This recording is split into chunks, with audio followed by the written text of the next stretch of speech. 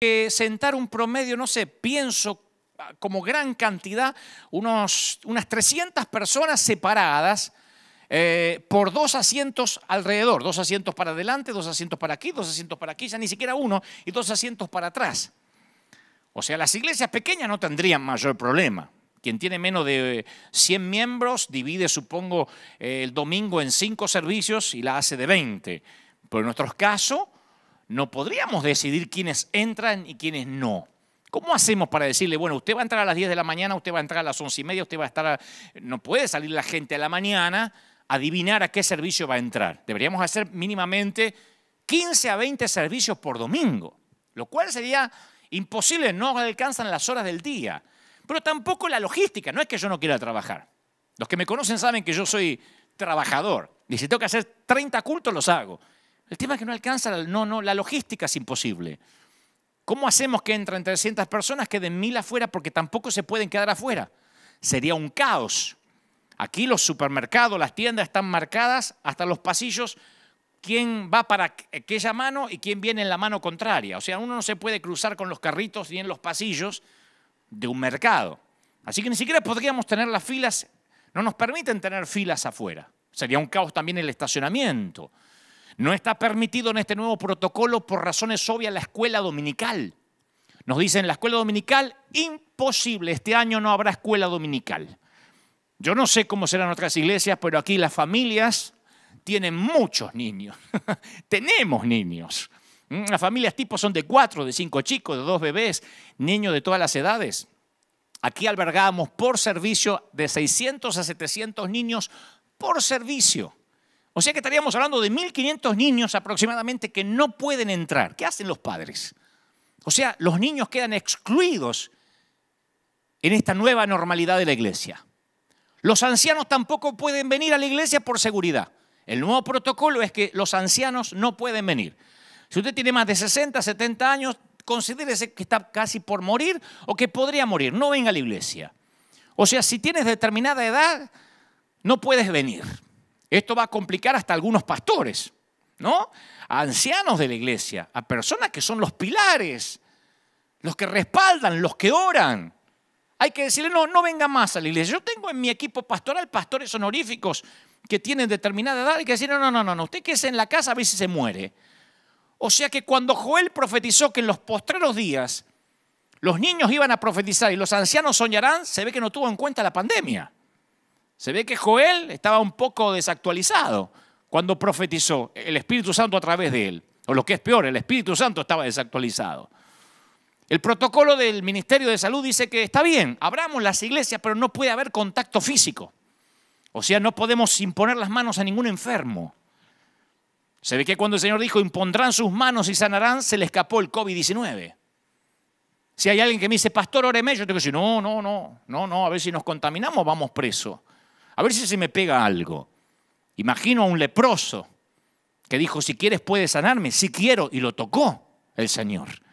Hoy no podemos imponer manos a nadie. Yo no soy un gran imponedor de manos. Siempre lo aclaro, no es que acostumbramos a que todo el mundo pase el altar, pero me preocupa. No digo abrazarnos, pero me preocupa que como pastor tenga prohibido poder bendecir a alguien o imponer las manos sobre la frente de una persona para orar. Y lo que más me choqueó, tenemos que medir la temperatura corporal en la puerta a la gente y al menor indicio que estás enfermo o te duele algo, no puedes entrar a la iglesia que predicamos sanidad. Y te tienes que volver a casa. O sea, que en lugar de poner ujieres a dar la bienvenida y esperarte con un boletín o con una flor o lo que sea, vamos a poner a ujieres con termómetros. Y si tienes un poquito de fiebre o cara de enfermo, te tengo que mandar de vuelta. No puedes entrar a la iglesia donde se predica sanidad. Entonces, ¿de qué vamos a predicar? Yo me siento un hombre sin oficio, sin profesión, sin llamado, con esta nueva normalidad. No podemos orar por los enfermos. Porque si estás enfermo no puedes entrar a ver si tu enfermedad contagia a los demás. Esto puede sonar una rebeldía, una apología. No, yo estoy diciendo porque bajo estas condiciones River Church no quiere, no queremos, no va a funcionar. Estoy esperando a ver qué van a hacer con los equipos grandes de fútbol, de básquet, de handball, con las grandes corporaciones multibillonarias que manejan millones de dólares, porque aún así ellos no pueden operar. Jugarán sin gente, no sé cómo lo van a hacer, como ya empezó en Alemania, pero así no puede funcionar una iglesia, porque que nos digan que no podemos orar por los enfermos, que si está enfermo se tiene que pegar la vuelta, que los niños y los ancianos no pueden entrar, es como decir, vuelve el fútbol pero sin pelota. Vuelvan pero sin Biblia. Esa es la peor persecución de la historia. Esa es la conspiración abierta. Esto sin contar que debemos adorar a Dios todo el servicio y hasta predicar con tapabocas. Y el coro tiene que estar todo separado. Los cantantes con tapabocas. Los músicos separados con un acrílico, como en jaulas de acrílico. Y limpiarnos, claro, los zapatos con cloro en una palangana en la puerta. Si creen que estoy exagerando, Dios sabe que no. Punto por punto es el nuevo protocolo si queremos abrir la iglesia. Y muchos pastores dicen, ok, abramos la iglesia. Con todos esos protocolos, no oremos por los enfermos, no tengamos contacto físico, separemos a la gente, cantemos con tapabocas. Mi pregunta ahora es, ¿qué haría el Señor? Ahora sí hay que preguntarse qué haría el Señor. Porque cuando nos dijeron, tomen precauciones, cuando nos dijeron, esperen porque esta pandemia va a llegar a su pico, hay que bajar la curva, todos obedecimos porque somos ciudadanos de bien. Pero cuando eso se transforma en miedo, el miedo lleva o deviene en control. El miedo permite el control del César. Y yo me pregunto si no estamos dándole al César lo que es de Dios. Se decía que el César era divino en los tiempos del Señor. Las monedas romanas tenían acuñada la imagen del César. Y la inscripción decía Divi Filius, o sea, decía Hijo de Dios. La inscripción de la moneda decía que el César era el Hijo de Dios. Y cualquier israelita consagrado no llevaba esa moneda, porque violaba el mandamiento de no tener imágenes forjadas lejos del Dios que está en los cielos. Y Herodes puso de sumo sacerdote a un colaboracionista, a alguien que estaba inherente al poder, y Roma guardaba la llave del lugar santísimo del templo, y el sacerdote tenía que ir a pedírsela a Roma para entrar una vez al año. Se nos escapa este detalle. Herodes guardó la llave del templo. El gobierno trató de poner bajo llave a un reino que ellos no podían gobernar. Herodes quiso poner, bueno, lo intentó, poner bajo llaves a un reino espiritual. Y un día se acercan al Señor y le dicen, maestro, esto que siempre vienen con las preguntitas trampa. Sabemos que eres un hombre íntegro y que enseñas el camino de Dios de acuerdo a la verdad, que no te dejas influir por nadie. Primero, como dicen en mi país, le doran la píldora, ¿no? Le pasan la manito para querer tocar el ego del Señor, no sabiendo que el Señor ya sabía lo que ellos cavilaban en sus corazones. Sabemos, Señor, que tú no te fijas en las apariencias, así que danos tu opinión. ¿Está permitido pagar los impuestos al César o no? No es simplemente una pregunta técnica, como aquí en Estados Unidos pagamos al IRS, en Argentina le pagamos a DGI, en España le pagamos a Hacienda. No. Aquí había algo más profundo. Un tal Judas, no el Judas que aparece en la Biblia, no los Judas que lleva el nombre, uno de sus libros lleva el nombre, un libro lleva su nombre, ni tampoco el traidor, otro Judas, había hecho una revuelta por los impuestos cuando Jesús era jovencito. Y Roma lo crucificó con sus 2.000 seguidores, dejando las cruces como advertencia de los que se negaban a pagar los impuestos. Así que si Jesús decía sí, paguemos al César, se declaraba como un saduceo, como un colaboracionista, como parte de la integración. Si decía no, Roma tenía disponible otra cruz. Y entonces el Señor dice, hipócritas, ¿por qué me tienden trampas? Muéstrame la moneda para pagar el impuesto. No se pierdan ese detalle. Un detalle que se nos suele escapar. Jesús dijo, muéstrame la moneda. No la conocía. No tenía esa moneda. Porque no creía que el César tenía derecho a que se lo adorara. Y menos una moneda que dijera hijo de Dios. Y es ahí cuando dice la declaración que iba a cambiar el mundo. Denle al César lo que es de César. y a Dios lo que es de Dios. Y cuando Jesús dijo eso, a diferencia de lo que se cree, que estaba intentando quedar bien con uno y con el otro, como decimos en la jerga, con Dios y con el diablo, porque algunos creen que Jesús ahí, bueno, quedó en la mitad, cumple con Dios y cumple con el gobierno. No, ese es el Jesús domesticado por Hollywood, a pedido de ciertas religiones que necesitaban a alguien que compitiera con Gandhi o con el Dalai Lama. Cuando él dice dar al César lo que es del César y dar a Dios lo que es de Dios, en realidad le estaba firmando su sentencia de muerte. Porque para Roma, decir que había cosas que no eran del César era traición, todo era del César. Roma, el imperio, se adueñó hasta del templo y de la llave del templo. El imperio dijo, como tenían que entrar al templo, que se tenían que lavar con cloro los pies, que tenían que sacar los niños, que los viejos que los dejen morir en la casa, que los viejos ya no vuelvan a la iglesia, que canten con tapaboca, que se separen, que no se quede mucho tiempo, que no se aglomeren y cojo con lo que van a hablar. Porque en el imperio todo era del César, o por lo menos eso intentaba. Así que en este caso yo tengo que decirle al imperio, la iglesia no es de ustedes. La iglesia no es del imperio, ni del imperio americano, ni del imperio latinoamericano. La iglesia no es del Ministerio de Salud Mundial. La iglesia no pertenece a ninguna organización. La iglesia le pertenece a Cristo. No nos pueden decir cuál va a ser la nueva normalidad.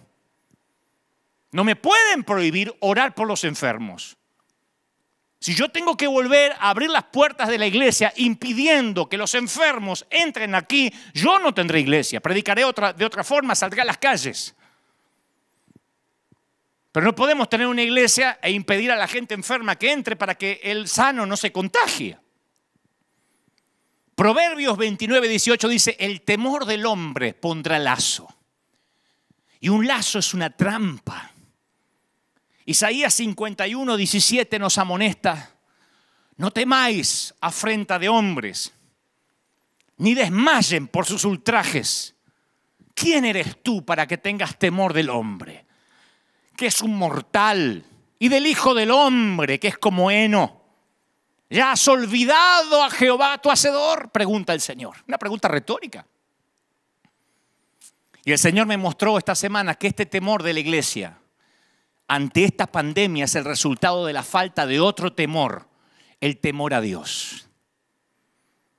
Porque servirás y obedecerás a quien temes. Si le temes al hombre, le sirves a él. Si le temes a Dios, le sirves a Dios. Pero tú no puedes temerle a Dios si le temes al hombre, porque no puedes servir a dos señores. Por el otro lado, no tendrás miedo del hombre si le temes a Dios. El temor a Dios ha estado ausente en cualquier sermón que hayamos oído recientemente. Dígame en un solo sermón que hayan oído en los últimos años acerca literalmente del temor de Dios. Es más, creo que esa ausencia del temor de Dios es lo que contribuye al desastre de este mundo y que está este mundo descendiendo rápidamente día a día como lo estamos viendo. Hasta la expresión temor a Dios hace años, cuando yo era chico, solía ser común y halagadora. Mi mamá decía, los nenes míos tienen temor a Dios. No harían nunca una cosa así, tienen temor a Dios. Era una frase halagadora. Ahora parece casi incomprensible para nuestra cultura actual. No lo enseñamos hace casi medio siglo y no lo estamos enseñando ahora. Esta generación casi no usa la frase temor de Dios. Por eso tienen tanto pánico a otras cosas. Porque el mismo Dios que nos invita a ir con toda confianza ante su presencia también espera que agrademos a Dios adorándolo con santo temor y reverencia, porque nuestro Dios es un fuego consumidor. Es un fuego que todo lo consume. Hebreos 12:28. El temor de Dios no es una doctrina muerta del Antiguo Testamento, del Dios malhumorado de Génesis a Malaquías. Si amas a Dios, solo le temerás a Él. Tu temor de Dios fagocitará todos los otros temores pequeños. A mí me duele mucho escuchar cuando la gente habla de Dios como si Dios fuera su asistente personal. Su cadete, decimos en algunos países, ¿no? Su secretario, el que le lleva la maleta. Y es alarmante. ¿Cómo se ve esto? Bueno, es alarmante la falta de respeto que yo lo hablaba hace un par de domingos, el domingo pasado, hacia los pastores, hacia los servidores, hacia los líderes. Vayan a cualquier red social, pongan YouTube, esos videos que hablan mal de todo el mundo, no lo hacen los ateos. No lo editan los inconversos ni los brujos. Nuestros enemigos ya no son los brujos. Nuestros enemigos son los propios creyentes, que con creyentes así, ¿quién necesita diablo? Hablan acerca de los siervos de Dios de la misma forma en que los noticieros hablan de los políticos. Y yo sé que capaz que muchos ministros han actuado más como políticos que como hombres de Dios, pero aún así son siervos de Dios y nosotros no nos corresponde ser jueces. Hace poco alguien ateo me dijo, estuve leyendo a alguien que, bueno, no sé si es ateo, pero por cierto no ha nacido de nuevo. Por ahí cree en Dios a su forma. Y me dice, ¿sabes? Estuve flaco leyendo cómo escriben los evangélicos acerca de otros evangélicos. Dice, jamás había visto una comunidad con tanto odio encima. Si Dios realmente los lee a ustedes, ¿no tienen miedo que los liquide? No me lo preguntó un teólogo, me lo preguntó alguien que quizá va a la iglesia católica una vez al año, si es que va. Me dijo, ¿cuánto odio y resentimiento? ¿Cómo escriben? Dice, ni en los partidos políticos se atacan así. Un ateo sorprendido me hizo acordar aquella historia del pastor que oraba para que se cerrara la licorería que estaba cerca de la iglesia. Y entonces había hecho cadenas de oración para que la licorería, para que el bar donde se juntaban los borrachos del pueblo se cerrara. Y cada vez que pasaba el pastor, imponía las manos así y decía, ciérrate en el nombre del Señor, consúmete en el nombre del Señor, aún delante del dueño ateo, que salía, lo insultaba y el pastor le decía, esto se va a cerrar, oraba de la vereda de enfrente. Y un día, en una tormenta eléctrica, cae un rayo encima de la licorería y le quema todo el bar, todo el negocio. Y el dueño se acordó de las oraciones del pastor. Y entonces le hace una demanda, lo lleva a la corte. Lo lleva a la corte, dice, se me quemó el bar, la licorería, porque cayó un rayo, porque el pastor oró para que eso pasara. Y el pastor dijo, no, este caso lo tengo ganado. Porque cuando se presentó dijo, yo no tengo nada que ver. Yo no manejo la lluvia, yo no manejo las tormentas eléctricas, yo no tengo nada que ver, yo lo único que hacía es orar, pero yo no tengo nada que ver. Y el juez dijo, esto es increíble.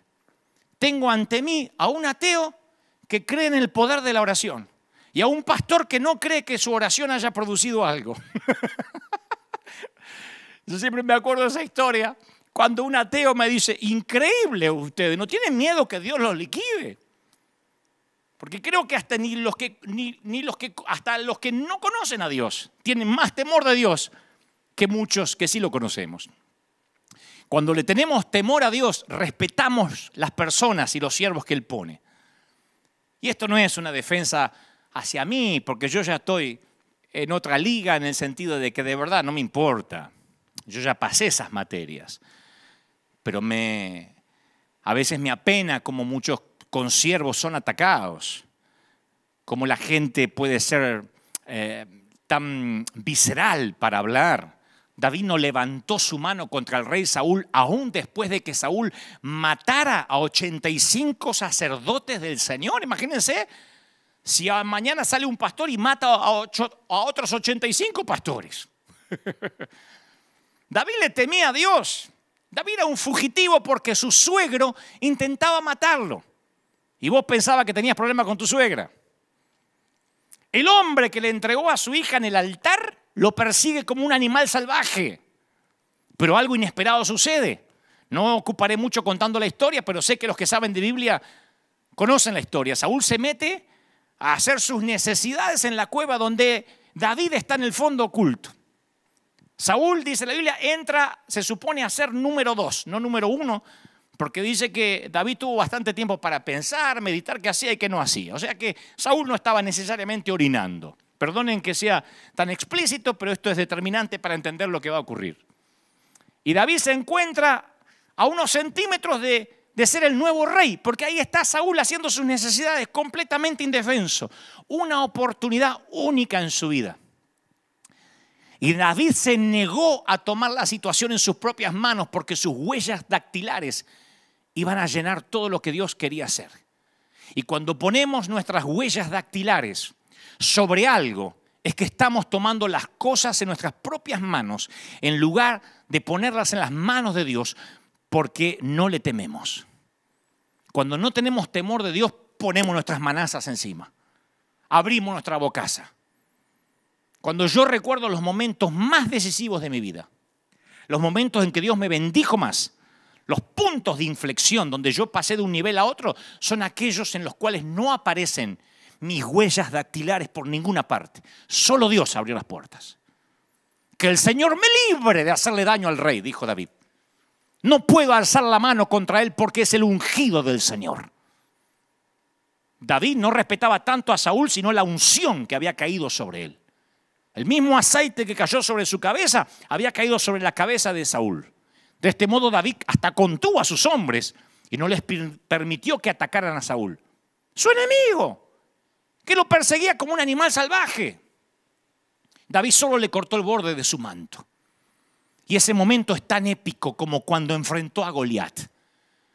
Esto debería estar en las ilustraciones de los libritos de la escuela dominical. Porque es más difícil no matar a Saúl que matar a Goliat. Matar a Goliat es un acto de poder que sí podía hacer. No matar a Saúl es un acto de fuerza de voluntad. Por temor al Dios que lo ungió, no hacer lo que sí podía hacer. No hacer lo que sí podía hacer. Y la fuerza de voluntad es la forma más pura del poder. La cruz es un ejemplo de esa clase de poder. Porque el poder de Jesús era impresionante. Sanaba enfermos, resucitaba muertos. Pero lo que me dio vida eterna no fue la resurrección de Lázaro. Lo que a mí me dio vida eterna fue no fue lo que él podía hacer. Lo que me transformó fue lo que habría podido hacer, pero decidió no hacer. ¿Me explico? Dijo Jesús, ¿crees que no puedo acudir a mi Padre? Y al instante no pondría a mi disposición más de 12 legiones de ángeles. Una legión romana era una unidad militar que constaba de 6.000 soldados. Jesús estaba diciendo que si quería, hacía así, y su Padre le mandaba 72.000 ángeles a su favor. Eso no es solamente amor. No fue el poder del imperio romano lo que mantuvo a Jesús en la cruz. Fue su fuerza de voluntad. El Señor se deleita en los que le temen. Dice el Salmo 147:11.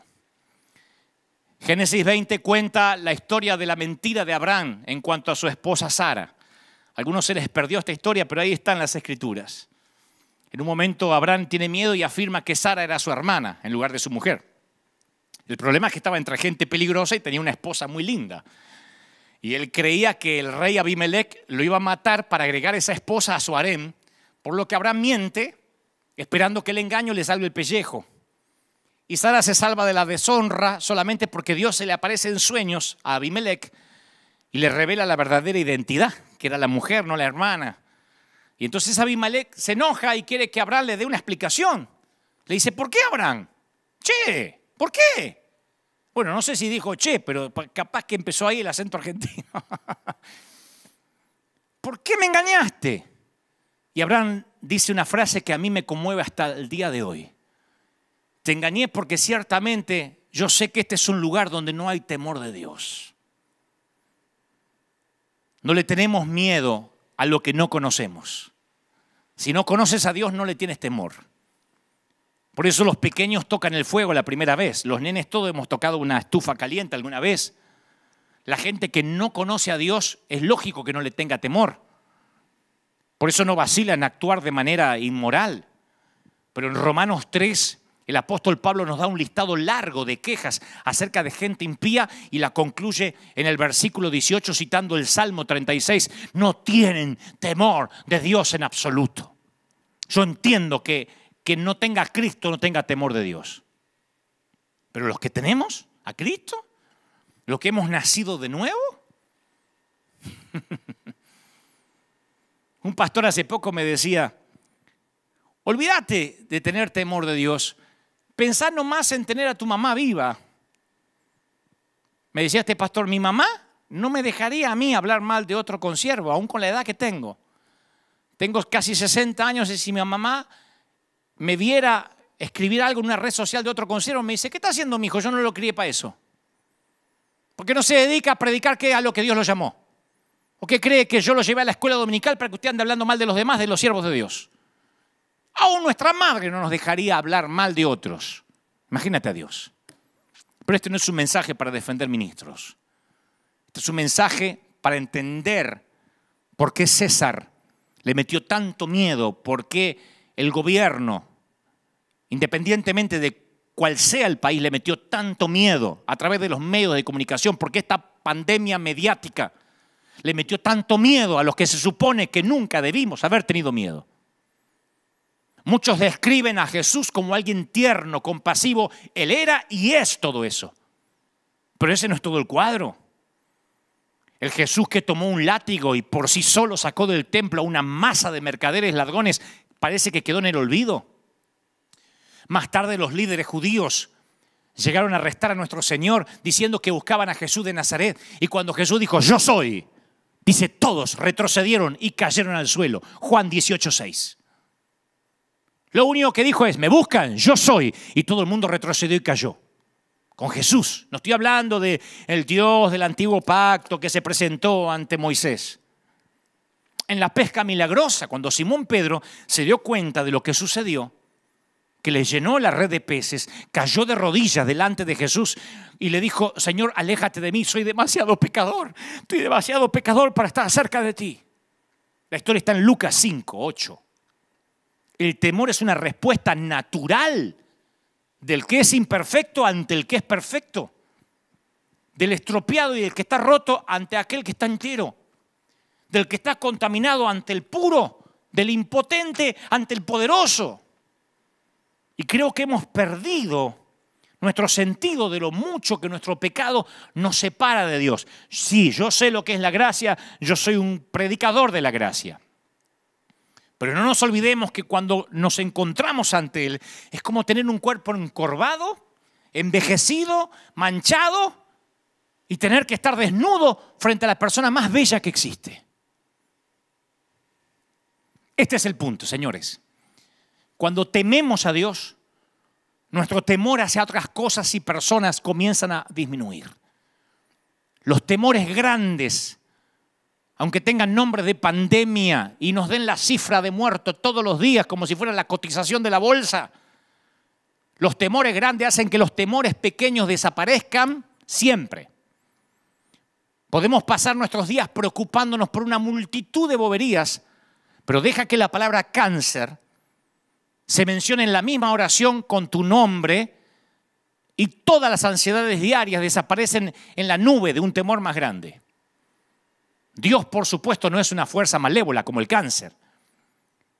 Pero eso significa que cuando nuestros temores menores son absorbidos por el temor a Dios, nuestra vida cobra seguridad. Cuando otros temores toman la prioridad por encima de Dios, es cuando nos metemos en problemas. Si algunos cristianos le tuvieran el 10% de temor a Dios que yo he visto que le tienen al COVID-19, no estaríamos ni preocupados. Si escribieran con la misma vehemencia en las redes, ¡wow! Sigan predicando, no dejen que ese alma se pierda, vayan por él, con la misma vehemencia que dice, arréglate la máscara, te vas a morir, con la misma vehemencia. Imagínense el 10% del temor a Dios que le hemos tenido o que le han tenido al COVID-19, ya hubiésemos dado vuelta al mundo entero para Cristo. Eso es lo que le ocurrió a los israelitas que vivían durante la época de Isaías. Escucha la palabra de Dios para ellos. ¿Les tienen miedo a estos ídolos? Dice Isaías 57:11, ¿les producen terror? ¿Por eso me han mentido y se han olvidado de mí y de mis palabras? ¿Ya no me temen? Al perder su temor a Dios, la nación de Judá había llegado a tener temor a dioses paganos. Y sí, si uno no le tiene temor a Dios, le puede tener temor y miedo y pánico a 3 gotas de moco. Te lo aseguro. Porque yo provengo de una casa que luchamos con la rubiola, con la varicela, con la papera, con fiebres de todo. Yo pasé por todas las enfermedades como la mayoría de los que me están mirando en América Latina. Y a veces te vacunaban y a veces no te vacunaban. Pero la vieja te imponía las manos y decía: en el nombre del Señor, por la sangre de Cristo. Y a vivir. Nunca había mi vieja con el pánico, ni aún teniendo cáncer. Ella confiaba en un Dios que podía sanar. Ahora están pensando algunos, ¿pero es posible amar a Dios y tenerle temor al mismo tiempo? Sí. ¿Qué requiere el Señor tu Dios de ti? Requiere que temas al Señor tu Dios, dice Deuteronomio 10:12. Que vivas de la manera que le agrada, que lo ames y que lo sirvas con todo tu corazón y con toda tu alma. Y esta combinación de amor y de temor captura nuestra reacción a dos atributos de Dios: gracia y verdad. Gracia es valorada cuando conoces la verdad. Si no conoces la ley, no valoras la gracia. Pablo trata a ambos en ese episodio de Romanos donde dice: fíjate en que Dios es bondadoso, pero también es severo.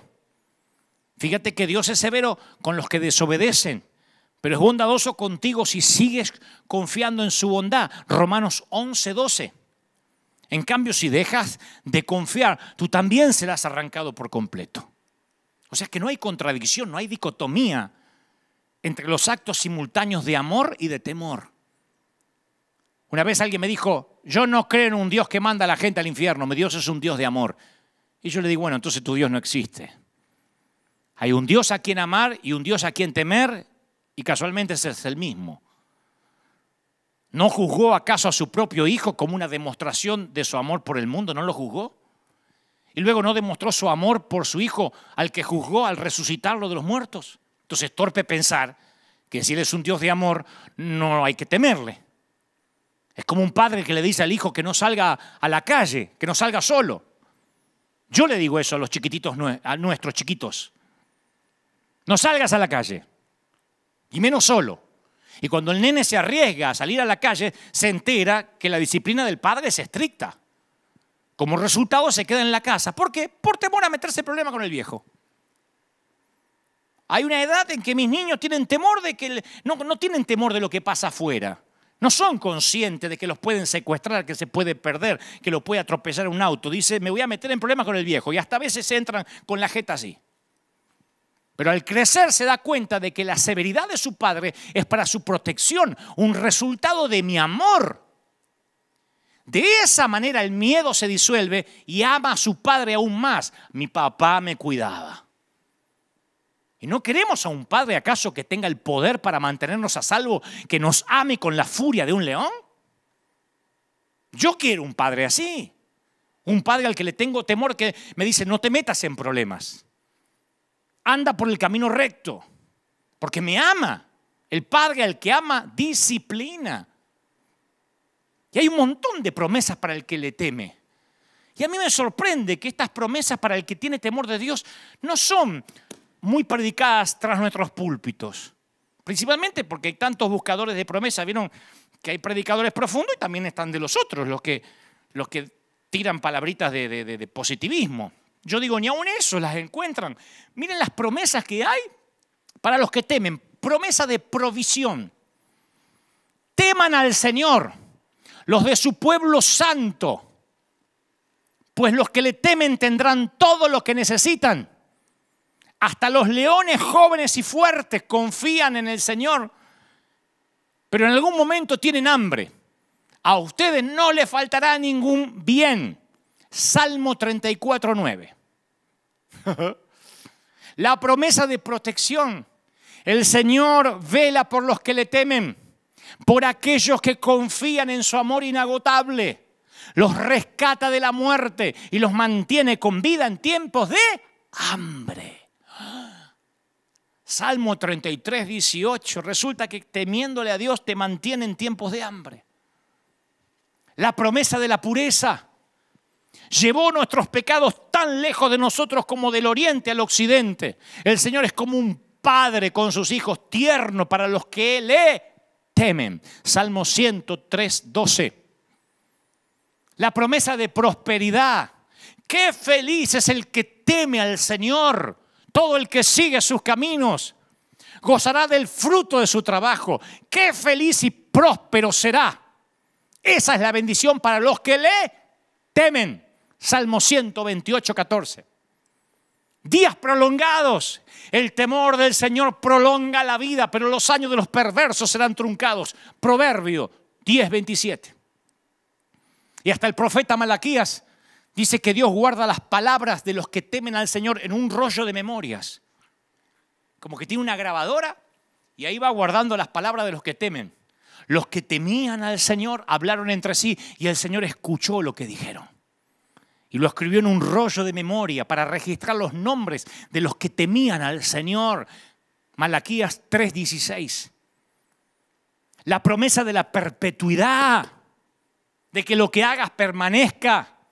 Oh, si tuvieras un corazón así, si estuvieras dispuesto a obedecerme y a temerme, entonces te iría bien a ti y a tus hijos. Deuteronomio 5:29. Yo digo, ¿por qué no predicamos más acerca del temor de Dios cuando tantas promesas son inherentes? Ocurren. No hay que orar por prosperidad, no hay que orar por perpetuidad, no hay que orar por nada casi teniendo temor de Dios. Hay que orar por amor. Ahora, ¿es posible aprender a tener temor a Dios? La Biblia dice que sí podemos. Cuando Él se preparaba para darle su ley a Israel, le instruyó a Moisés y le dijo: convoca al pueblo que se presente delante de mí y yo mismo los voy a instruir y aprenderán a temerme. Y le enseñarán a sus hijos para que me teman. Deuteronomio 4:10. Qué lindo que nuestros hijos tengan temor de Dios. ¿No tenés miedo que tu hijo meta la pata, que ande teniendo sexo por ahí, que salga a robar, que se meta en drogas? No. Mi hijo fue criado en el temor de Dios. Antes de hacer algo, él tiene temor de Dios. No hay que controlarlo, no hay que ver no hay que ponerle una aplicación en el celular para ver dónde va, no hay que ponerle filtros en internet, tiene temor de Dios. Así nos criaron a nosotros. A nosotros no tenían manera de seguirnos si no había celular. No teníamos los recursos que tienen nuestros hijos, pero no había manera de controlarnos. Lo único que podían es afirmarnos en el temor de Dios, no en el miedo, el temor de Dios. El rey David escribió: vengan, hijos míos, y escuchen, y les enseñaré a temer al Señor. Salmo 34:11. Las últimas palabras que alguien dice antes de su muerte frecuentemente se consideran de mucho significado. Y con eso en mente considera las últimas palabras del rey David. ¿Tú sabes cuáles fueron las últimas palabras del rey David? Si tuviéramos que poner alguna frase en su epitafio, serían estas palabras. Está en segunda libro de Samuel, capítulo 23, versículo 3. ¿Habrá un justo que gobierne entre los hombres, que gobierne en el temor de Dios? Esas fueron las últimas palabras de David. ¿Habrá un justo que gobierne con temor de Dios? Imagina si nuestros presidentes tuvieran temor de Dios. Nuestros diputados, nuestros senadores, todos esos politiqueros que están por ahí dando vueltas, si tuvieran temor de Dios y el filtro fuera el temor a Dios. Ahora, ¿qué hacemos nosotros? Les exigimos a ellos que son ateos lo que nosotros no tenemos. Nos enojamos cuando un presidente promueve la ley del aborto y decimos: no tiene temor de Dios. Cuando nosotros tampoco tenemos temor de Dios al levantar falsos testimonios contra hombres de Dios. Me dice un ateo: ¿cómo se odian entre ustedes? Y a mí me da vergüenza hablarle: ¿y tú no tienes temor de Dios? Y me diría: si ustedes tampoco lo tienen. Queremos que los ateos teman cuando yo mismo, en este país, vi como muchos cristianos, voy a hablar de este país, no sé lo que será en América Latina, pero queremos que los inconversos tengan temor de Dios. Y yo en este país he visto como muchos cristianos a veces dejaban de venir los domingos porque les salía un trabajito, una chambita de $50 al día. ¿No viniste el domingo? No, es que hay que aprovechar para trabajar. Me salió $50, tengo que trabajar. Pastor, tengo que trabajar. ¿Y dónde están tus $50 ahora? ¿De qué te sirven? Por 50 mugrosos dólares hay gente que dejó de congregarse. $20 algunos. Algunos pensarán en algunos países: eso es plata acá. A donde sea, aunque sean $100.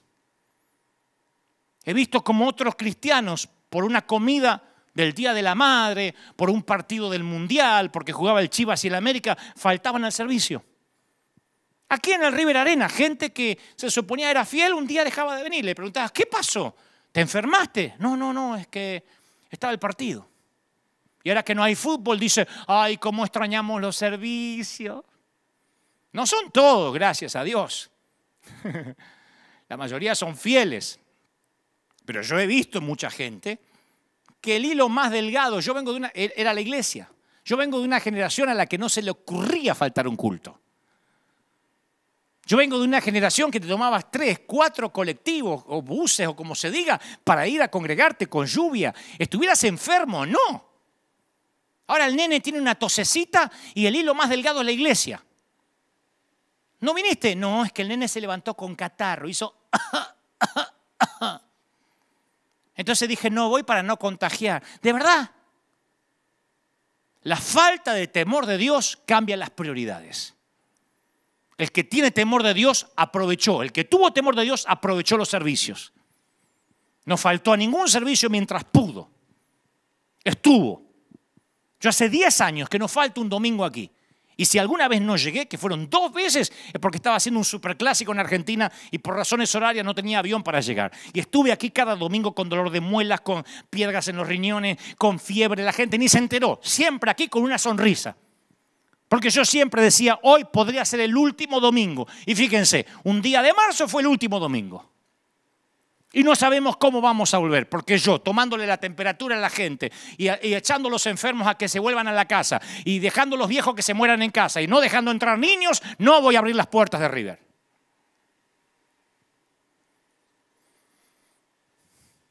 Te sorprendería saber que ese temor que estoy hablando de Dios jugó un papel importante a lo largo de la historia de la iglesia. Las épocas de espectacular avivamiento espiritual siempre se iniciaron con una renovación del temor a Dios. Vemos evidencia de esto en Hechos capítulo 5. Un hombre y su esposa traen una ofrenda de una parcela de terreno que habían vendido. No era la cantidad total que habían recibido de la venta, pero ellos quisieron que pareciera de esa forma. Nadie les pidió traigan el total. Hubiesen dicho trajimos la mitad de la venta y quedaban como señoritos ingleses. Pero los tipos dijeron, traemos la mitad y vamos a hacer de cuenta que traemos todo para parecer buenos ante la vista de otros creyentes. Y honraron la apariencia sobre la verdad. Y no tuvieron temor a Dios, le tenían temor al hombre, al líder. Trajeron la ofrenda, mintieron y cayeron muertos. Está en el Nuevo Testamento, en la nueva dispensación de la gracia. Murieron porque mintieron en la presencia de la gloria de Dios. Y dice, y vino un gran temor sobre toda la iglesia y sobre todos los que oyeron estas cosas, Hechos 5:11. No estoy enojado. Nada más estoy transmitiendo lo que creo Dios puso en mi corazón. Yo te voy a decir por qué creo que este virus, por sobre todas las cosas, reveló la falta de temor de Dios en gran parte de la iglesia. Cuando Dios está quieto, nuestros corazones son revelados. Y Dios estos días, estas últimas semanas, parece haber retenido su gloria para probarnos. ¿Somos reverentes aún cuando su presencia no se manifiesta? Porque cuando Dios separó el mar rojo y lo llevó a través de la tierra seca, ellos cantaron, danzaron y gritaron por la victoria. Sin embargo, unos pocos días después, cuando su tremendo poder no era aparente y la comida y la bebida escaseaban, se quejaron contra Dios. Llegó una suerte de pandemia, de hambre, como va a venir ahora, Aquí en Estados Unidos hay casi 30 millones de desempleados y estoy hablando de uno de los países, se supone, más poderosos del mundo. Prepárate, iglesia, porque viene una pandemia de hambre. Ya hay una pandemia de suicidio, de femicidios.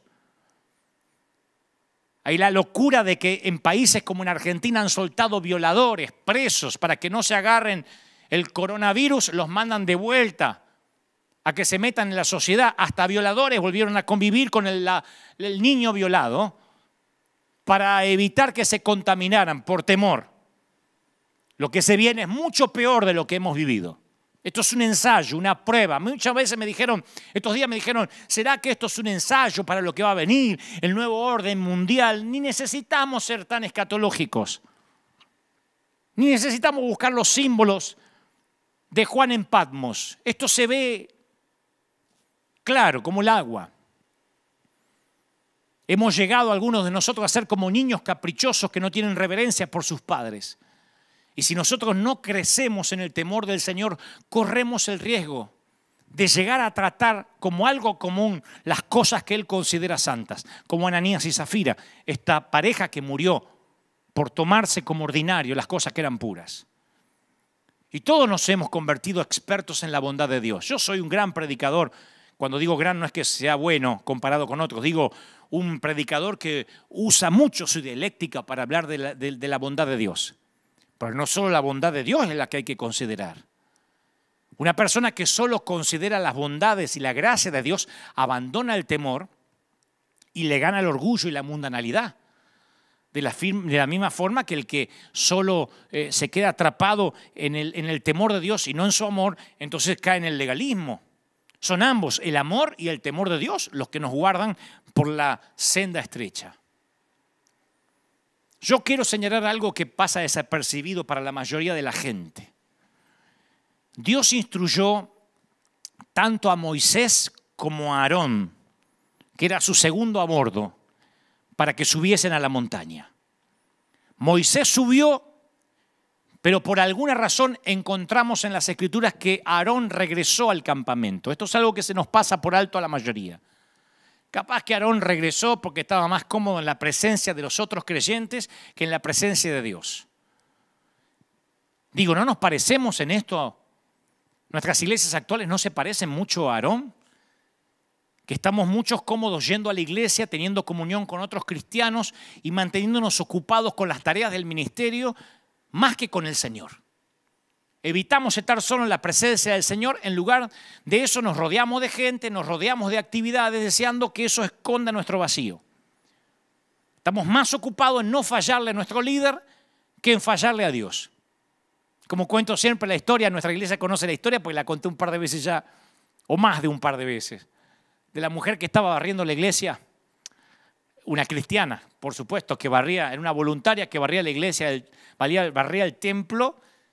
Estaba sola, no la ve nadie, mira para un lado, para el otro y mete toda la basura debajo de la alfombra. Y se escucha una voz fuerte que dice, yo vi lo que hiciste. Y la mujer aterrada grita, ¿quién es? ¿Quién es? Y le dice, soy Dios. Y la mujer dice, ay, qué susto, pensé que era mi apóstol. Yo pienso que Aarón tendría el síndrome de esta barredora. Ay, pensé que era el pastor. Pensé que le iba a fallar al líder. Menos mal que era Dios. Y Josué, por el otro lado, tenía un corazón que buscaba a Dios. Quería estar tan cerca de Dios como le fuera posible. Permaneció al pie de la montaña por 40 días mientras Moisés estaba con Dios. Estuvo tan cerca como pudo, sin llegar a donde solo Moisés y Aarón habían sido invitados. Y mientras que Josué esperaba en la montaña, el pueblo en el campamento crecía en inquietud. Porque cuando uno se queda en estos momentos de pandemia, crece la inquietud. Claro, estaban en una tierra extraña. Su líder se había ido por más de un mes y Dios no se había revelado todavía. Entonces empezaron a cuestionar a Dios, a Moisés. Viendo, dice la Biblia, el pueblo que Moisés tardaba en descender del monte, se acercaron a Aarón. A Aarón, el segundo a bordo de Moisés.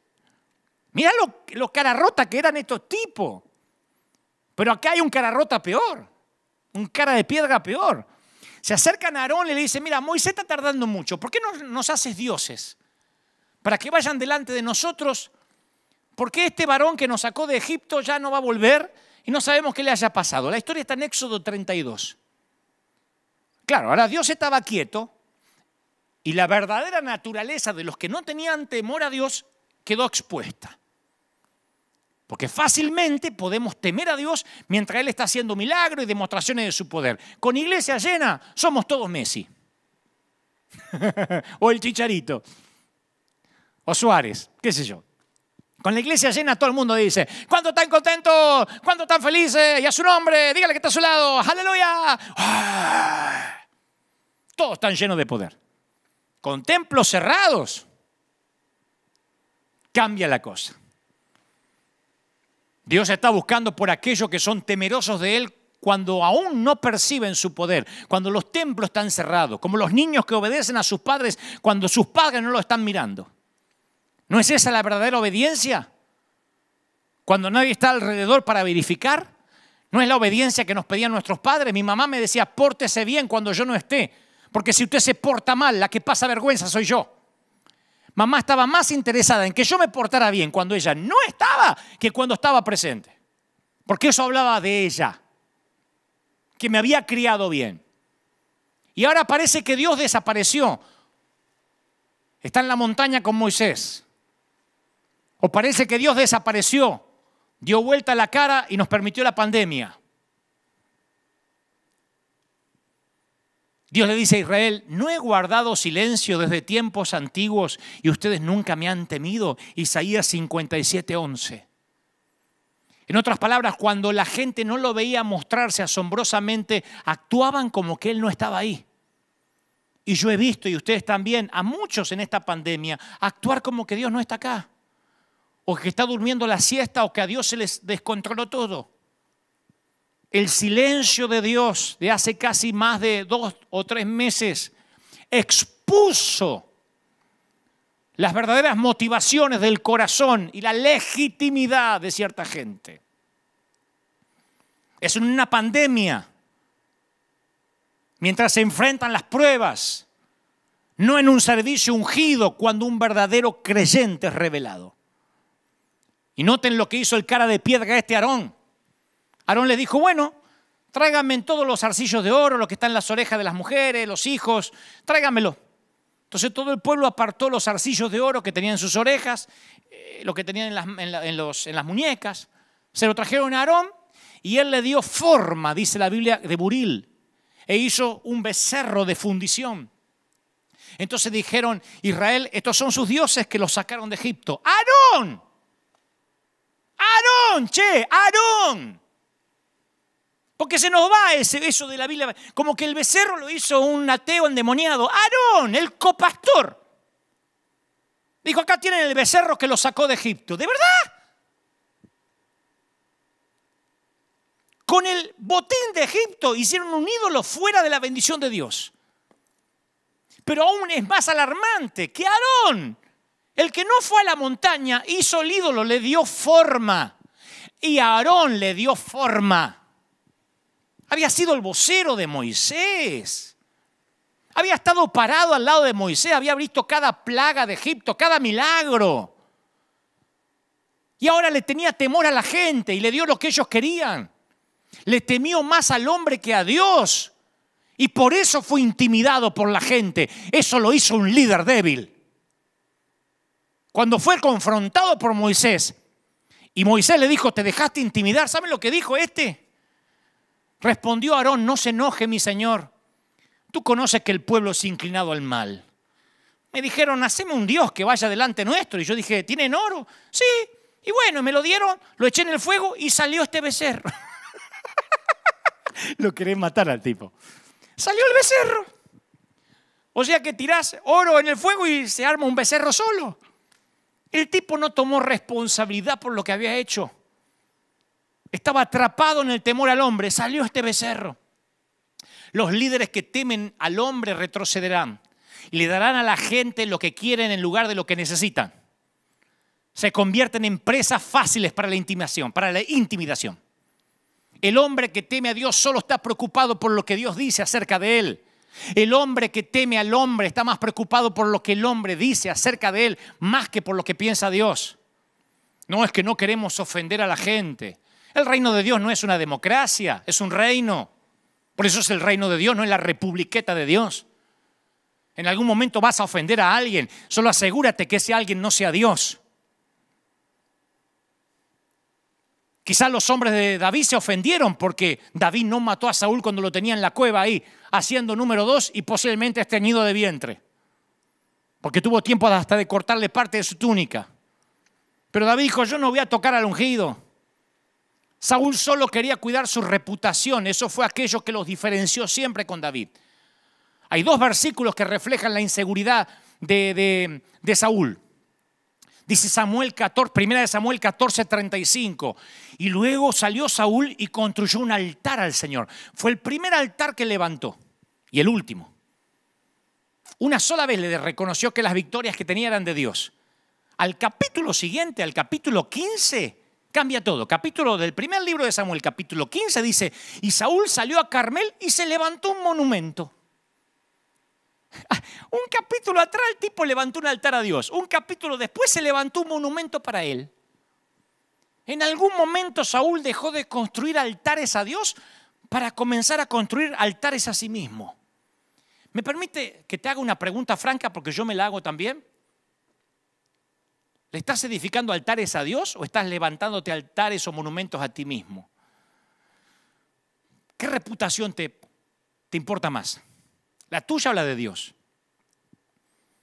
Un conocido predicador dijo alguna vez, si yo no me atribuyo la gloria, tampoco voy a tener que cargar con la culpa. Es una manera maravillosa para ser líder. Así, yo tengo muchos defectos, pero así yo lidero acá hace 10 años. Yo no me hago cargo. Si la gente deja de venir, si la iglesia no es mía, la iglesia es de Cristo. Yo no se la tuve que devolver, nunca la tuve. Así que no me adueño ni de los que no vienen, ni me adueño de los que sí vienen. No me asigno los aplausos ni las derrotas, ni los abucheos. Por eso las críticas no me hacen nada, porque los aplausos tampoco me hacen nada. La mayor de las libertades consiste en darnos cuenta que no tenemos que demostrarle nada a nadie, solo a Dios. Fue eso lo que hizo de David un hombre conforme al corazón de Dios. Y tal vez sea hora que dejemos de atribuirnos los méritos para también dejarnos de atribuirnos las culpas. Tal vez sea la hora que dejes de tratar de demostrarle a la gente que vales y que se lo empiezas a demostrar a Dios. Tal vez sea la hora de dejar de levantarte monumentos a ti mismo o dejar de levantarnos monumentos a nosotros mismos. Claro que me incluyo para comenzar a edificarle altares a Dios. Cuando yo era joven moría, cuando yo era jovencito, porque todavía soy joven, pero cuando era más pibito, yo moría porque me invitaran a predicar a congresos importantes, esos que aparecen muchos famosos en el flyer, en el afiche. Mi meta era llenar la agenda de invitaciones en todo el mundo. Imagínate, tenía 22 años, 21 años y estaba con todos los titanes de la fe. Me sentía Justin Bieber entre los cantantes consagrados. Entonces yo quería fabricar oportunidades y todo lo que fabricamos con nuestras huellas dactilares nunca viene con la garantía de Dios. Pero Dios comenzó a trabajar en mí para crucificar mis motivaciones. Yo quería levantar sin querer monumentos en vez de altares a Dios. Y cuando Dios empezó a sacrificar mis motivaciones, yo dejé de estar buscando oportunidades y fue cuando esas oportunidades me empezaron a buscar a mí, hasta la fecha. Y me acuerdo que estaba en un congreso gigantesco con muchos oradores en cierto país. Y cuando estás en un congreso como esos, tus motivaciones son puestas a prueba. En el juego de las comparaciones, mientras mejor le vaya al otro orador, peor te vas a ver tú. Mientras peor predica el otro, mejor te ves tú. Es espantoso, pero si el otro dice, no estuvo tan bueno, me gustó más Dante, es como que eso te acaricia el ego. Si dice, Dante estuvo bueno, pero el que vino después, ¡oh, qué unción! Entonces, si eres inseguro, te toca, ¿no? Yo siempre, sin querer, no quería que al otro le fuera demasiado bien. No que le fuera mal, pero que tampoco le vaya muy bien, porque me dejaba mal parado, yo estaba empezando.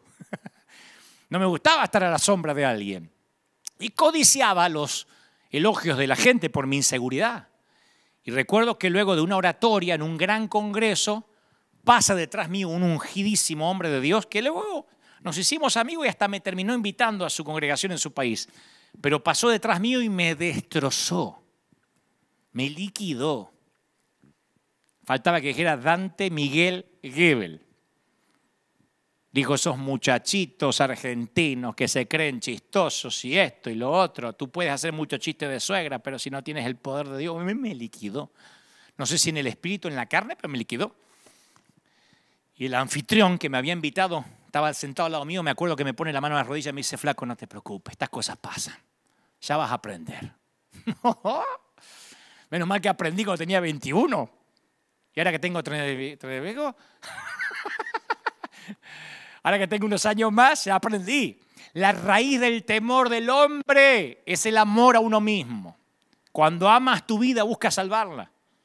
Entonces serás intimidado por cualquier cosa que te amenace.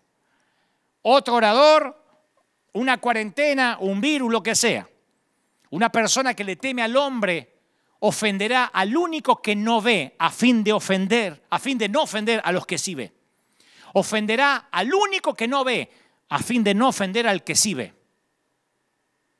Jesús exhortó, amigos, no tengan miedo o temor a los que matan el cuerpo, porque nada más pueden hacer. Ahí está, ese es el versículo clave para la pandemia. No tengan temor a los que matan el cuerpo, porque es lo único que pueden hacer. Yo les enseñaré a quien deben temer, Lucas 12:4. Temed a quien después de haber quitado la vida tiene poder para echarte en el infierno. Sí os digo, a ese temed. Más clarito, manzanitas. Voy a terminar con esto. Contrastaré rápido a dos reyes. Ambos gobernaron el mismo reino, ambos se postraron ante el mismo Dios. El mismo cuerno de aceite los ungió a los dos. Uno fue rechazado por Dios y el otro estimado por Dios como un hombre conforme a su corazón. Y al contrastar la vida de estos dos monarcas, uno ve la diferencia entre el temor de Dios, quien temía a Dios y quien temía al hombre. Hay uno de los incidentes más dramáticos y menos estudiados de la Biblia en la vida de Saúl es una escena memorable y olvidable. Memorable para los que lo leemos, pero deberíamos olvidarla. Saúl había estado reinando por 2 años. Como en la mayoría de las posiciones, su periodo de luna de miel no reveló su verdadero carácter. Como los presidentes cuando recién suben al gobierno. Nadie los critica porque no sabe qué decir la oposición todavía. No tomó medidas de gobierno, 2 años es muy nuevo. Pero con el paso del tiempo las motivaciones empiezan a exponerse.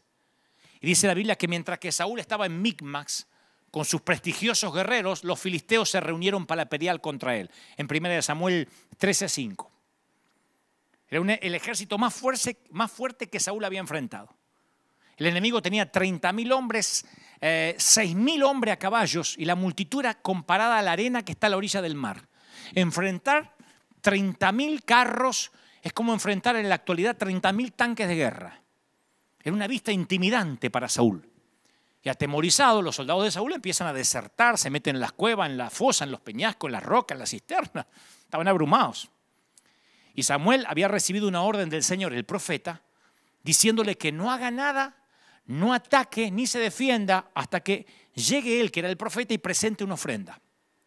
Saúl lo espera 7 días, conforme al plazo que Samuel había dicho, pero como Samuel se tarda en llegar y el pueblo le desertaba bajo presión, Saúl se hace el sacerdote, ofrece el holocausto por su cuenta y llega justo Samuel y dice, ¿qué estás haciendo? Y Samuel le dice, ¿qué estás haciendo? Y Saúl dice, no, mira. Y fíjense la respuesta de Saúl. Le dice, no, es que yo vi que el pueblo me estaba desertando y que tú no venías dentro del plazo que me dijiste. Y están los filisteos enfrente. Y me dije, van a descender contra mí. Y yo no imploré el favor de Jehová. Me forcé y ofreció holocausto. O sea, hizo los sacrificios para hacerse aparecer bueno ante la gente y trató de parecer espiritual con Samuel diciendo, me forcé. En realidad, él reaccionó y cayó dentro de una trampa de intimidación.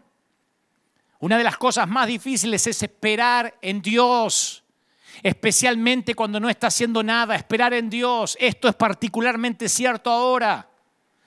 Cuando Dios pareciera que no está hablando, realmente está haciendo algo. Por eso le digo a nuestra iglesia, continúen obedeciendo la última orden hasta que cambie. Mantente en tu posición, soldado. Lo diré otra vez a toda la iglesia de River, manténganse en sus posiciones. Se supone que soy tu pastor y estamos juntos en esto. No dejaré a nadie atrás, vivos o muertos, aunque nos tengamos que pelear contra el gobierno, aunque tengamos que enfrentar a Trump en la Casa Blanca, yo no los dejaré solos. Manténganse en sus posiciones. Que Dios no esté aparentemente diciendo nada no significa que duerme la siesta, como Baal. Así que después que Samuel lo reprende, pronuncia este juicio sobre Saúl. Tu reino no va a ser duradero. Jehová se buscó un hombre conforme al corazón de él y lo designó para que sea príncipe sobre su pueblo, porque tú no guardaste una orden. Saúl construyó una historia en desobediencia, en situaciones de gran presión. En otro incidente parecido, se dio a los deseos del pueblo de tomar el botín de guerra de una ciudad que Dios había ordenado destruir totalmente. No quería perder nunca el favor del pueblo. Yo he pecado, dijo Saúl, y quebranté las palabras porque consentí la voz del pueblo. Y Samuel dice, pero otra vez Saúl, escuchando al pueblo. Y más adelante dice, sí, yo sé, yo pequé, pero por favor, hónrame delante de los hombres. Primera de Samuel 15:30, cabezón. Hónrame delante de los hombres. Sí, yo pequé. Pero por favor, no me retes delante de la gente porque pierdo intención de votos. Yo pensé que la dictadura empezó un poco más acá, en Cuba o en Venezuela.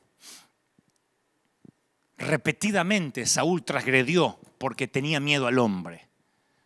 Y esto sucede con frecuencia con líderes que son inseguros. Muchos en estas cuarentenas se han sentido completamente solos. Creo que Dios permite que esto suceda. Y Él no lo provoca porque no es el autor del mal. Yo lo dije desde el primer mensaje que hablamos de la pandemia. Pero Él se refrenará de intervenir porque tiene un propósito en estos tiempos de desesperación. Y a propósito del César en los tiempos de Roma, yo estuve pensando mucho qué vamos a hacer como River. Porque yo me considero un hombre que teme a Dios. Entonces tuve que ver en las Escrituras, en los tiempos de Roma, cuando el Señor dice al César lo que es del César y a Dios lo que es de Dios. Lo dijo cuando eso era una declaración de guerra, porque todo se suponía era del César. Había tres maneras de reaccionar ante el gobierno del Imperio Romano. Los celotes, que decidieron rebelarse, ir contra la ley. Ellos querían derrocar a los romanos por la fuerza. Eran terroristas, disidentes del gobierno de facto. Y los metían presos por faltar a la ley y no impactar a nadie. Yo no voy a ser un celote en este tiempo. No me voy a hacer meter preso. No voy a permitir que por una torpeza mía, por infringir la ley, termine arruinándose un propósito divino. No en este momento. Había otra manera de reaccionar en los tiempos de Roma, los esenios. No se los menciona en la Biblia, pero en los libros históricos se los reconoce a los esenios como la comunidad que se retiró por completo para tener una vida de pureza. Dormían en cuevas, tipo los menonitas. Eran austeros, creía que ellos iban a heredar el reino a través de la pureza. Tampoco impactaron a nadie. El Señor no fue un esenio y yo tampoco pretendo ser uno, no me voy a retirar. Yo no voy a correr y meterme en una cueva hasta que esto pase. Estaban los saduceos, la tercera manera de reaccionar, que se integraron al sistema muertos de miedo. Ellos estaban interesados en el reino, aquí y ahora, lo que podamos. Si no puedes vencerlos, únete a ellos. Y trabajaban como cobradores de impuestos, mostraban lealtad al César, cambiaban de Dios. Esos no tenían problemas. Le decían, a partir de ahora no entran más ancianos a la iglesia. Perfecto. No queremos niños, ¿está bien? No habrá niños. Siempre había de esos aceptando todo lo que el César decía. Jesús dijo, la violencia como los celotes no es el camino. No voy a pelear contra la ley. La retirada como los esenios no es el camino. No voy a huir. La integración como los saduceos no es el camino. No voy a rendirme. Y abrió un cuarto camino. Hay cosas que no son del César. Hay cosas que ni siquiera le competen a él. Herodes puede tener la llave del templo y el sacerdote tiene que ir a pedírsela una vez al año pero no tendrá la llave Herodes del reino de Dios. Porque en eso consiste el reino de Dios, en no tenerle miedo a los césares y estar por encima de ellos, de su control del miedo. Yo no estoy diciendo te faltará la ley. Aquí esta iglesia tiene un hombre que siempre dice respetaremos la ley. Pero yo no voy a predicar en las condiciones que el César quiere que yo predique. Yo voy a pelear por los derechos del reino de Dios. Esto no es una republiqueta, esto es el reino. Hay un monarca y hay un rey. Y no es la primera vez que voy a pelear. Porque cuando llegamos a esta arena, se levantaron todos los políticos que tenemos aquí al frente, en el City Hall. Se levantaron todos los politiqueros, los fiscales, había un montón de políticos que dijeron: ustedes no pueden operar. Los concejales, ustedes no pueden operar. Compramos esta arena y llega un correo electrónico a la dirección del pastor ejecutivo y le dicen: ustedes no pueden abrir la iglesia este fin de semana porque no usarán el estacionamiento gratis. Aquí hay un montón de estacionamiento que dice free, gratis. Y esto decía: no, el estacionamiento es para los que van a los restaurantes, de los que van a Disney, no para los de la iglesia. Mandaron un correo. Y entonces el bufete de abogados dice: ustedes no van a poder operar porque le dijeron que no pueden operar. Yo digo: ¿cómo el César va a decir a dónde estacionar la gente? Si fuera un estacionamiento privado lo entiendo. Estacionamiento gratis. Le digo: ¿qué pueden hacer? Y podrían enviar la seguridad. ¿Y qué? ¿Reprimirnos? ¿Dispararnos? ¿Tirarnos gases lacrimógenos porque venimos a adorar a Dios? ¿De verdad? ¿A los hispanos? ¿Serían capaces de discriminar a 8.000, 10.000 hispanos que se vienen a juntar acá para bendecir la ciudad, que salen a dar de comer a la gente, que reparten 10.000 a 15.000 juguetes los fines de año en Navidad, que reparten pavos, 10.000 pavos en Día de Acción de Gracia a la gente que sale a alimentar a los pobres? ¿Nos van a discriminar? Llamo a todos los noticieros y les digo: ¿nos están discriminando por ser hispanos? ¿De verdad? Bueno, tal vez no hagan eso, pero podrían poner un cartel: no estacionar. ¿En dónde? ¿En un estacionamiento que dice libre? ¿En un estacionamiento que dice gratuito? Y peleamos. Y nos pusieron cartelitos y corríamos los cartelitos. No infringíamos la ley, simplemente no seguíamos la estupidez caprichosa de un César. Porque yo sí respeto la ley. No tengo problema de parar en un stop a las 3 de la madrugada. Pero no caprichos del César, que decide ponerse en su moneda hijo de Dios y hay que adorarlo. No todas las cosas son del César. Y el reino de Dios no es del César. El reino de Dios no es del César. Entonces yo los incito a una revuelta en oración, a un ayuno dirigido a algo, a una oración dirigida. No solamente ayúdanos que no me agarre el coronavirus, me juró con tu sangre los dinteles de la puerta. No tengas miedo. Y no me escriban más, que no me arriesguen más, porque yo prefiero en todo caso morir ayudando a la gente, porque Dios me llamó a predicar, a servir, no a ocultarme muerto de miedo, con la cola entre las patas. Me voy a poner la mascarilla, me voy a poner los guantes, lo hago. Pero si algo hago mal o me contagio igual, habrá sido un placer combatir en el ejército de Dios. Hasta los samuráis dicen que no hay deshonra en la derrota. Ni siquiera hay deshonra en una buena derrota. Pregúntenle a los mártires de la iglesia si consideraban deshonra el dejarse ejecutar, decapitar, crucificar a causa de Cristo. Iglesia, levantémonos en oración. No sé qué harán los otros consiervos. Si pondrán cloro en la puerta, si le tomarán la temperatura a los enfermos, si no dejarán entrar los viejos y los niños. Nosotros vamos a operar cuando podamos operar de la manera en que Dios nos mandó a operar. Y si no nos permiten operar con una multitud, si yo no puedo imponer las manos a los enfermos aquí, si tengo que echar a los enfermos que no entren, entonces cerraremos el templo y yo saldré a las calles. Y haremos otra vez las iglesias bajo los árboles, porque así empezamos nosotros, así nos forjamos. Nosotros nos hicimos fuertes, éramos esclavos y nos transformamos en soldados en el desierto, señores. Desierto es mi segundo nombre. Yo no le tengo miedo al desierto, soy un piloto de tormenta. Así que no me van a poner condiciones ridículas. La gente se está suicidando, divorciando. Los hijos están cayendo en depresión profunda. Los adolescentes están a punto de suicidio. Hay una ola y una nube de depresión en las casas. Y han decidido que la iglesia no es primera necesidad. Si la iglesia no es primera necesidad, no me digan que el fútbol lo es. No me digan que la licorería lo es. En este país Target no es primera necesidad, pero lo es la iglesia. Lo es la iglesia. Y River Arena es un templo que ha sido abierto 24 horas, 7 días a la semana, 365 días al año, y no ha cerrado y no va a cerrar si alguien quiere buscar consejería. Está bien, no reunimos multitudes.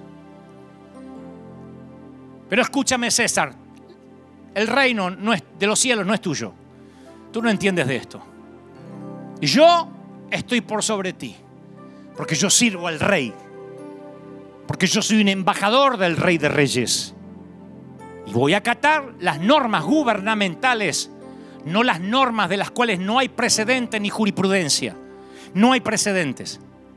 ¿Sabían que cuando esta pandemia empezó, nosotros salimos a la calle sin preguntar? Algunos dirán, ¡qué locura! Pero yo dije, si ponen cuarentena, me consta que hay gente rica que vive de los ahorros. Que hay gringos que dicen, tendremos que echar mano a los $100,000 guardados para la universidad de la niña. Pero me consta los hispanos que viven al día, del cheque a cheque. Acá en la iglesia hay gente que corta el pasto, hay gente que limpia, hay gente que trabaja en un taller mecánico y los mandaron 40 días, 50 días, 60 días sin trabajar. ¿Qué come la gente? Que los matan de hambre. Los meten adentro para que se mueran de hambre. Presidentes ridículos diciendo que los mayores de 70 deberían morir. Yo tengo un padre de 94. Tú no vas a matar a mi padre. Tú no decides sobre la muerte y sobre la vida. Mi papá tiene 94 años y está predicando y hablándole a los ancianos como el de Cristo. Salió en televisión hace poco en Argentina. Así que nadie me venga a decir a qué edad se tiene que morir la gente. Nadie va a asignar los viejos a las casas que se mueran en sus residencias sin poder acceder a un hospital. Nadie va a decidir cuáles son las prioridades de los enfermos y decidir que le pondrán un respirador a uno de 40 y se lo negarán a uno de 70. Nadie decidirá sobre la muerte y sobre la vida. Solo Dios.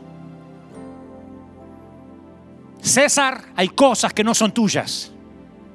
Y la iglesia se va a levantar, se tiene que levantar. Como sea, aquí en las calles, donde sea. Nos convocaremos en los parques, pero allí estaremos orando por los enfermos. Y si Cristo tocó a los leprosos, yo voy a imponer las manos hasta que el Señor cambie la orden. Cuando me diga no les imponga más la mano, Dante, no te arriesgues, manda a un Judas que lo haga, entonces mandaré a un Judas. Mientras que me diga, pondrán las manos sobre los enfermos y los enfermos sanarán. Entonces pondré las manos hasta tanto se me cambie la orden. Levantémonos en oración, iglesia. Levantémonos como un ejército. Levantémonos orando, clamando a Dios. Yo también quiero abrir las puertas del templo. Me encanta.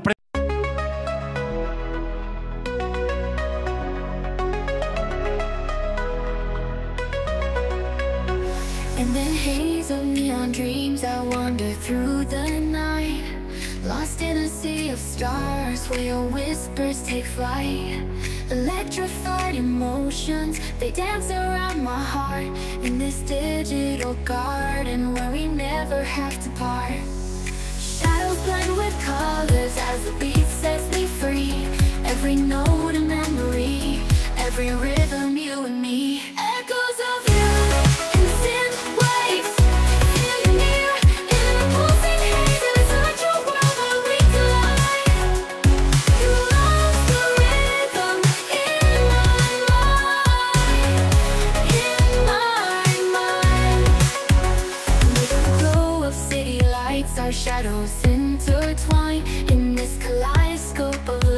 where the past and future align. With every step I take, I feel your presence strong. And this digital symphony where our hearts belong. Shadows blend with colors as the beat sets me free. Every note a memory, every rhythm you and me. Echoes of you in synth waves, feel you near in the pulsing haze. Inside your world where we collide. You love the rhythm in my mind, in my mind. And in silence between the beats I find your voice. In the flicker of the lights I see your choice. Together in this dream we'll never fade. In the echoes of our love will always stay. Echoes of you in the synth waves, feel you near in the pulsing haze. Inside your world where we collide. You lost the rhythm in my mind. Music fades away in the quiet of the night. Your echoes stay with me in the softest light. In this digital garden where our love resides. In the echoes of you, I'll always confide. As the music fades away in the quiet of the night, your echoes stay with me in the softest.